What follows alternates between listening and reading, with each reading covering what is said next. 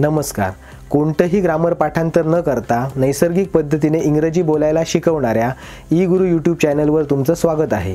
चॅनलवर पहिल्यांदाच आला असाल तर कोणतेही ग्रामर पाठांतर न करता नैसर्गिक पद्धतीने इंग्रजी बोलणं कसं सहज सोपं आहे हे समजून घेण्यासाठी डिस्क्रिप्शनमध्ये दिलेल्या इंट्रोडक्शन व्हिडिओची लिंक पहा किंवा वरील आय बटनवर क्लिक करा. आणि असे व्हिडिओ बनवायला खूप मेहनत लागते. त्यामुळे या व्हिडिओमधून तुम्ही थोडं जरी काही शिकला असाल तर ई गुरु चॅनलला सबस्क्राईब करा आणि व्हिडिओला लाईक करा. जे शब्द वाक्यात वेळ, जागा आणि दिशा दाखवतात तसेच ते नाउन्स किंवा प्रोनाउन्सच्या पूर्वी येतात आणि उर्वरित वाक्यांशी त्यांचा संबंध दाखवतात त्यांना प्रिपोजिशन असे म्हणतात. प्रिपोजिशनची आपण वेळ म्हणजे टाईम, जागा म्हणजे प्लेस, दिशा म्हणजे डायरेक्शन आणि इतर अशा 4 भागात विभागणी करू शकतो. आज आपण प्रिपोजिशन ऑफ टाईम म्हणजे काय ते पाहूया. प्रिपोजिशन ऑफ प्लेस किंवा प्रिपोजिशन ऑफ डायरेक्शन या विषयावरचे डिटेल्समध्ये व्हिडिओ तुम्ही जर पाहिले नसतील तर वरील आय बटनवर क्लिक करा किंवा खाली डिस्क्रिप्शनमध्ये दिलेली लिंक चेक करा. ज्या शब्दांमुळे नाउन्स किंवा प्रोनाउन्सची नेमकी वेळ कळते त्या शब्दांना प्रिपोजिशन ऑफ टाईम म्हणतात.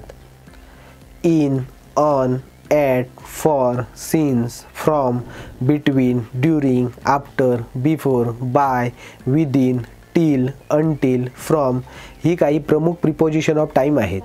यापैकी इन, ऑन आणि ॲट ही प्रिपोजिशन वाक्यात फिक्स टाईम दाखवताना वापरली जातात. आता आपण या सर्वांचा अर्थ आणि ती केव्हा वापरली जातात ते पाहूया. इन प्रिपोजिशन ऑफ टाईममध्ये इनचा अर्थ मध्ये असा होतो, जसं की इन सेंच्युरीज म्हणजे शतकांमध्ये, इन डेकेड्स म्हणजे दशकांमध्ये, इन इयर्स म्हणजे वर्षांमध्ये, इन मंथ्स म्हणजे महिन्यांमध्ये, इन वीक्स म्हणजे आठवड्यांमध्ये आणि इन सीझन्स म्हणजे ऋतूंमध्ये. आता आपण इनचं एक एक्झाम्पल पाहूया. It often snows in December म्हणजे डिसेंबरमध्ये अनेकदा बर्फ पडतो. या वाक्यात बर्फ पडण्याचा एक निश्चित मंथ म्हणजे महिना आहे म्हणून येथे इन हे प्रिपोजिशन वापरतात.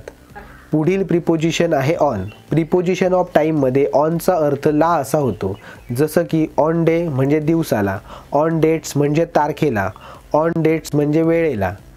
आता आपण ऑनचं एक एक्झाम्पल पाहूया. हर बर्थडे इज ऑन 20 नोव्हेंबर म्हणजे 20 नोव्हेंबरला तिचा वाढदिवस आहे. या वाक्यात वाढदिवस असण्याची एक निश्चित डेट आहे म्हणून येथे ऑन हे प्रिपोजिशन वापरतात. पुढील प्रिपोजिशन आहे ॲट. प्रिपोजिशन ऑफ टाईममध्ये ॲटचा अर्थ त किंवा ला असा होतो, जसं की ॲट आवर्स म्हणजे तासात, ॲट पार्ट ऑफ डे म्हणजे दिवसाच्या काही भागात. आता आपण ॲटचं एक एक्झाम्पल पाहूया. The shop closes at midnight म्हणजे दुकान मध्यरात्री बंद होते. या वाक्यात दुकान बंद असण्याची मध्यरात्र ही एक निश्चित वेळ आहे म्हणून येथे ॲट हे प्रिपोजिशन वापरतात. इन, ऑन, ॲट या प्रिपोजिशनचा वापर कसा आणि कधी करायचा हे लक्षात ठेवण्यासाठी ट्रायंगल डायग्रॅमचा चार्ट खाली डिस्क्रिप्शनमध्ये दिलेला आहे, तो रेफर करा. पुढील प्रिपोजिशन आहे फ्रॉम. प्रिपोजिशन ऑफ टाईममध्ये फ्रॉमचा अर्थ पासून असा होतो, जसं की Ram will be on vacation from tomorrow until next Friday म्हणजे राम उद्यापासून पुढच्या शुक्रवारपर्यंत सुट्टीवर असेल. पुढील प्रिपोजिशन आहे बिटवीन. प्रिपोजिशन ऑफ टाईममध्ये बिटवीनचा अर्थ मध्ये असा होतो, जसं की there is a 10 minutes break between classes म्हणजे वर्गांमध्ये 10 मिनिटाचा ब्रेक आहे. पुढील प्रिपोजिशन आहे ड्युरिंग. प्रिपोजिशन ऑफ टाईममध्ये ड्युरिंगचा अर्थ दरम्यान असा होतो, जसं की शी क्राईड ड्युरिंग द मूवी म्हणजे ती चित्रपटादरम्यान रडली. पुढील प्रिपोजिशन आहे आफ्टर. प्रिपोजिशन ऑफ टाईममध्ये आफ्टरचा अर्थ नंतर असा होतो, जसं की he bought motorcycle after he bought a car म्हणजे कार खरेदी केल्यानंतर त्याने मोटरसायकल खरेदी केली. पुढील प्रिपोजिशन आहे बाय. प्रिपोजिशन ऑफ टाईममध्ये बायचा अर्थ पर्यंत असा होतो, जसं की please send me the information by Monday म्हणजे कृपया मला सोमवारपर्यंत माहिती पाठवा.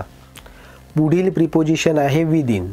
प्रिपोजिशन ऑफ टाईममध्ये विदिनचा अर्थ मध्ये असा होतो, जसं की he repaid the loan within 2 years म्हणजे त्यांनी 2 वर्षांमध्ये कर्जाची परतफेड केली. पुढील प्रिपोजिशन आहे टिल. प्रिपोजिशन ऑफ टाईममध्ये टिलचा अर्थ पर्यंत असा होतो, जसं की I will not be back till late म्हणजे मी उशिरापर्यंत परत येणार नाही.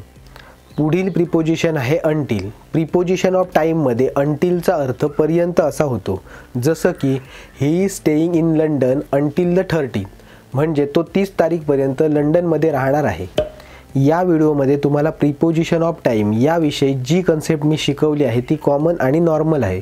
प्रीपोजिशन ऑफ टाईम याविषयी प्रॅक्टिस टेस्ट आणि ॲनिमेशन सहित इन डिटेलमध्ये कन्सेप्ट शिकण्यासाठी डिस्क्रिप्शनमध्ये दिलेले ई गुरु ॲप डाउनलोड करा.